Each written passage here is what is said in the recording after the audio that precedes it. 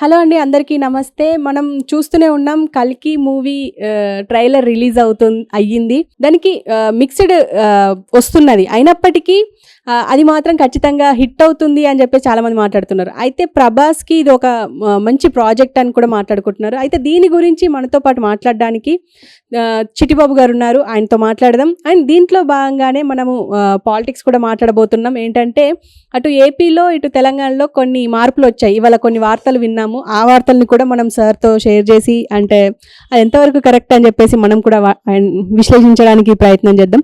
Sir నమస్తే. Sir నమస్తే sir, ఇప్పుడు ఫస్ట్ ఆఫ్ ఆల్ 'కల్కి' మూవీ గురించి మాట్లాడుకుంటే అది చాలామంది ఎదురు చూస్తున్న ప్రాజెక్ట్ అది.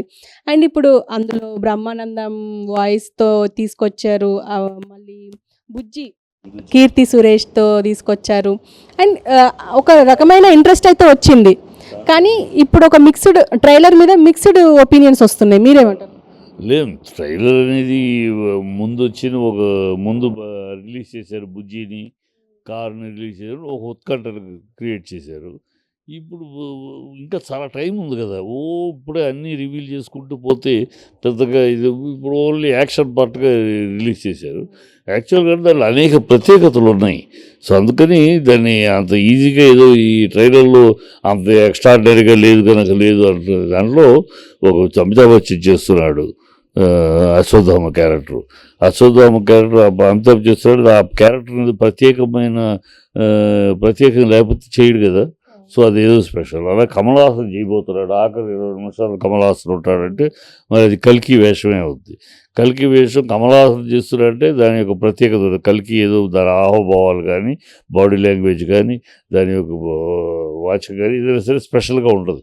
అందుకని కమల్ హాసన్ లాంటి చేస్తారు. అంత పెద్ద హీరో కమల్ హాసన్ ఇంకో హీరో సినిమాలో ఒక 20 నిమిషాలు వేషం వీడిగా దానిలో ప్రత్యేకత ఉంటుంది. అట్లాగే కారుని పరిచయం చేశారు. ఆ కారు 7 కోట్లు పెట్టి తయారు చేయించారు. ఆ కారు అంటే 7 కోట్లు అనేక విన్యాసాలు చేయిస్తారు ఆ కారు తోటి అనేది మనకి ఇచ్చారు. అనేక విన్యాసాలు లేకపోతే 7 కోట్లు ఎందుకు ఆ కారుకి? 7 కోట్లు ఖర్చు పెట్టి అది శత్రువుల్ని డిక్కీలో వేసుకుని వెళ్తుందట అని అది ఏం చదువుద్ది, ఏం చేస్తుంది, దాని రన్నింగ్లో పిక్చర్లో కానీ తెలియదు. అలాగే బుజ్జి కీర్తి సురేష్ వాయిస్ అది ఎంత ఎంటర్టైన్ చేస్తుంది. రోబోలో కనుక రజనీకాంత్ చిట్టి క్యారెక్టర్ ఎంటర్టైన్ చేసినట్టు చేస్తా, అంతకు మించి చేస్తా. ఇవన్నీ చూడాల్సిన విషయాలు. ప్రత్యేకతలు అయితే ఆ సినిమాకి చాలా ఉన్నాయి. చాలా ప్రత్యేకతలు ఉన్నాయి. ఆ స్పెషల్ ఎక్స్పెక్టేషన్స్ ఉన్నాయి. కరెక్ట్ దీన్ని బట్టి మనం జడ్జ్ చేయడం కూడా కరెక్ట్ కాదు. వాళ్ళు ఒకవేళ ఎక్కువ అయిపోద్ది కనుక ఓవర్ ఎక్స్పెక్టేషన్ అయితే ప్రాబ్లం వస్తుంది. అందుకని కొంచెం అలా మామూలుగా రిలీజ్ చేయడం కూడా చేసేయచ్చు. ఒక స్ట్రాటజీ కింద చేయొచ్చు. కనుక దాంట్లో ప్రత్యేకతలు అనేక ఉన్నాయి. ఆ ప్రత్యేకతలు ప్లస్ కల్కి పురాణం. ఆ కల్కి పురాణాన్ని సోషల్ ఫార్మెట్ వేసి చెప్తున్నారు. అది ఎంత బాగా చెప్తారు. అంత బాగా చెప్పడం లేకపోతే అమితాబ్ బచ్చన్ కమల్ హాసన్ చేయరు. దాంట్లో ఏదో బాగా చెప్తున్నారని అర్థం చేసుకోవాలి. వాళ్ళు అంతా అమితాబ్ బచ్చన్ గారి వాళ్ళ ఈ సినిమాలో చిన్న వేషం వేయదు కదా, ఆయనకు అవసరం లేదు కదా. అది ఏదో స్పెషల్గా అమితాబ్ బచ్చన్ లాంటి ఒక సీనియర్ అశ్వత్థామ క్యారెక్టర్ దాన్ని ఎట్లా చెప్తున్నారు, ఏం చెప్తున్నారు. So all these things put together అది డెఫినెట్గా ఒక పెద్ద సినిమా, ఒక ఫ్యాంటసీ సినిమా, ఫ్యామిలీ మొత్తం చూసే సినిమా అవుతుందని నా ఎక్స్పెక్టేషన్. కొంతమంది ఏమంటున్నారంటే ఇది హాలీవుడ్కి అంటే హాలీవుడ్లో కొన్ని కాపీ చేసి ఇక్కడ తీసుకొచ్చి పెట్టారు, ఆ థార్కి సంబంధించిన యాక్షన్ సీన్స్ ఉన్నాయి అని చెప్పేసి కూడా మాట్లాడుతున్నారు. ఉండొచ్చు అమ్మా, కొన్ని ఇన్స్పిరేషన్ ఇంగ్లీష్ పిక్చర్స్లో, ఫారిన్ పిక్చర్స్లో ఇన్స్పిరేషన్లు తీసుకుని ఉండొచ్చు. దాన్ని మనం తప్పని కూడా చెప్పలేము. ఇలాంటి ఫ్యాంటసీ తీసేటప్పుడు కొన్ని ఐడియాలు, ఇప్పుడు inspiration as it is copy కొట్టారా లేదా ఇన్స్పిరేషన్ మీద వేరే అదే థాట్లో వేరే ఆలోచించి చేశారా అని చూడాలి మనం. హాలీవుడ్ని ఒక ఇన్స్పిరేషన్ మీద హాలీవుడ్ కంపోజిషన్లు, హాలీవుడ్ పిక్చర్లు ఉండేవి కొన్ని తీసుకుంటే తప్పేం కాదు. అంటే ఇవాళ మన మార్కెట్లోకి ఇన్స్పైర్ అయితే తీయచ్చు. ఇప్పుడు బాహుబలిలో మన అనేక సినిమాలు, మన తెలుగు సినిమాల్లో పెద్ద పెద్ద సినిమాల విషయాలు తీసుకున్నారు. కానీ ఆయన తీసుకుని ఆయన చెప్పే స్టైల్లో ఆయన చెప్పాడు. సో అలా చెప్పే స్టైల్లో చెప్పడంలో ఇన్స్పిరేషనే. Creation is nothing but inspiration. అంటే ఇప్పుడు ఎలాగో 27కి రిలీజ్ అవుతుంది, ఎక్కువ రోజులు కూడా లేదు, కానీ అఫ్ కోర్స్ మంచి స్పందన అయితే అంటే మిక్స్డ్ వచ్చినప్పటికీ ఒక రకమైన హైప్ అయితే ఉంది. అయితే ఉంది, డెఫినెట్గా అయిపోతుందా. అది ఖర్చు పెట్టి ఎక్స్పెక్టెడ్ సినిమా, అందుట్లో ఇన్నేళ్ళుగా తీస్తున్నారు, 800 కోట్లు పెట్టి తీసే సినిమా. సో అనేక జాగ్రత్తలు, అనేక మెలకులు అనేక తీసుకుని తీర్చిదిద్దారు, అది అర్థమవుతుంది. అందులో డైరెక్టర్ నాగశ్విని చాలా సెన్సిబుల్ డైరెక్టర్. ఏదో గాలివాటంగా డబ్బులు ఖర్చు పెట్టి అదే తీయటం బాబత కాదు. ఎందుకంటే ప్రూవ్ చేసుకున్నాడు. ఆ మాట ఉందంటే ఉన్నే మనం అతను మహానటి సినిమాతో ప్రూవ్ చేసుకున్నాడు తను ఎంత సెన్సిబుల్ డైరెక్టర్, ఎంత పక్కా డైరెక్టర్. సో కనుక అతని చేతిలో ఇదేమంత వేస్ట్ అవ్వదని గతంలో ప్రభాస్ సినిమాలు మిస్ఫైర్ అయినట్టు ఆదిపురుషు కానీ సలార్ కానీ అయినట్టు అవ్వదు. ఇది ఖచ్చితంగా హిట్ ది బ్లాక్ అని కుంభస్థలాన్ని కొడుతుందని ఎదురు చూస్తామని నాకు ఆ కాన్ఫిడెన్స్ చూద్దాం.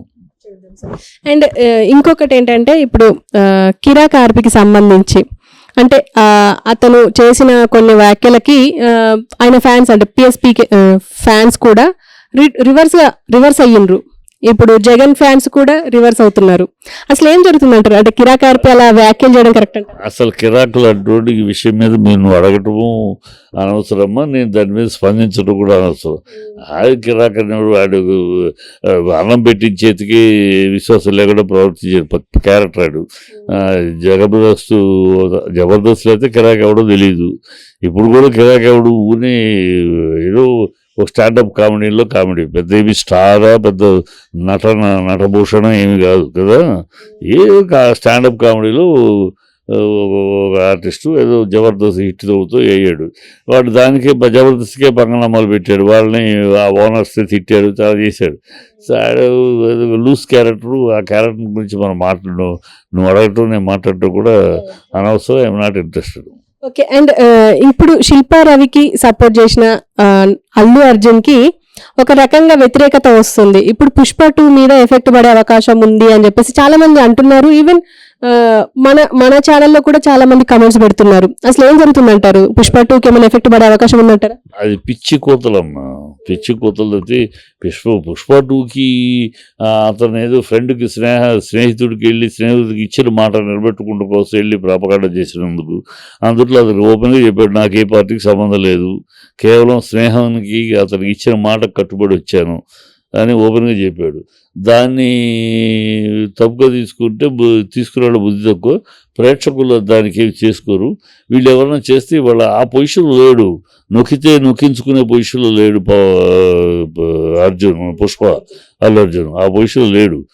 ఆ స్థాయి ఎప్పుడు దాటేసి ఇప్పుడు తన పాన్ ఇండియా స్టార్ని ఏదో నొక్కుతామని ఎవరన్నా అనుకుంటే మూర్ఖత్వం తప్పితే ఇంకోటి కాదు. అలా చెప్పాడు. ఇప్పుడు ఇవన్నీ కమెంట్ చేసేవాళ్ళు కూడా ఆలోచన. ఇప్పుడు అమితాబ్ బచ్చన్ ఉన్నాడు. అమితాబ్ బచ్చన్ కాంగ్రెస్ ఎంపీ ఉండి వైబ్రెంట్ గుజరాత్ కోసమని అంబాసిడర్గా పనిచేయమంటే మోడీ గారు అడిగితే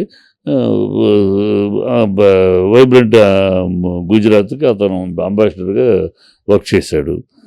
అదే టైంలో ఆయన వైఫ్ బచ్చన్ కాంగ్రెస్ ఎంపీగా పార్లమెంట్లో మోడీకి వ్యతిరేకంగా మాట్లాడింది. అందుకని వాళ్ళిద్దరూ విడాకులు తీసుకున్నారా? నువ్వు నా పెళ్ళానికి కదా, నువ్వు నా మొగుడు కదా అనుకున్నారా? ఇవన్నీ పెద్దరికంగా ఆయన రాజకీయాల్లో ఎవరి అభిప్రాయాలు వాడిది. తను అక్కడ ఎంపీగా ఉంది, తన పాలసీ ప్రకారం వాళ్ళ పార్టీ పాలసీ ప్రకారం వ్యతిరేకిస్తూ మాట్లాడింది. ఇక్కడ నేను వైబ్రెంట్ గుజరాత్కి దేశ మొత్తానికి వైబ్రెంట్ గుజరాత్ తరపున నన్ను ప్రచారం చేయమంటే నేను అది గౌరవంగా భావించి చేస్తున్నాను. ఇది నా అభిప్రాయం. దీంట్లో ఒకళ్ళొకళ్ళు తప్పు పట్టుకుంటున్న అవసరం లేదని గౌరవంగా అన్నాడు. అది గౌరవం. అది రాజకీయాల్లో అన్నదమ్ములు వేరే వేరే పార్టీలు, భార్యాభర్తలు వేరే వేరే పార్టీలు, అత్తాకోడలు వేరే వేరే పార్టీలు ఇలా అని ఉన్నాయి దేశం మొత్తం మీద. అది జరుగుతూ ఉంటుంది. దాన్ని గౌరవంగా ఎవరి అభిప్రాయం వారిని ఒకళ్ళనొకళ్ళు గౌరవించుకునే స్థాయిలో వెళ్ళాలి. అదే అమితాబ్ బచ్చన్ చేశాడు. అదే ఈ కెలికే వాళ్ళు కూడా, ఈ ఊరిని ట్రోల్ చేసేవాళ్ళు కూడా బుద్ధి జ్ఞానం ఉండాలి. ఏం చెప్తే అతను వెళ్ళాడు గౌరవంగా, తన మాట ఇచ్చాను, వెళ్ళాను, చెప్పాడు, నాకు ఏ పార్టీ సంబంధం లేదని చెప్పాడు. ఇంకా ట్రోల్ చేస్తూ ఏదో అవుతుంది పిచ్చితనం. అతని సినిమాని దీనివల్ల అతని సినిమాని ఆపుదాం అనుకుంటే మూర్ఖత్వం. అనుకునే వాళ్ళు దెబ్బతింటారు. అంటే ఇప్పుడు అటు పవన్ కళ్యాణ్ ఫ్యాన్స్ కానీ ఇటు బండి ఫ్యాన్స్ కానీ హర్ట్ అయ్యారు అని చెప్పేసి, అంటే అటు వెళ్ళి వైఎస్ఆర్సీపీకి ఎందుకు సపోర్ట్ చేశారు అని చెప్పేసి మాట్లాడుకుంటున్నారు అని వార్తలు.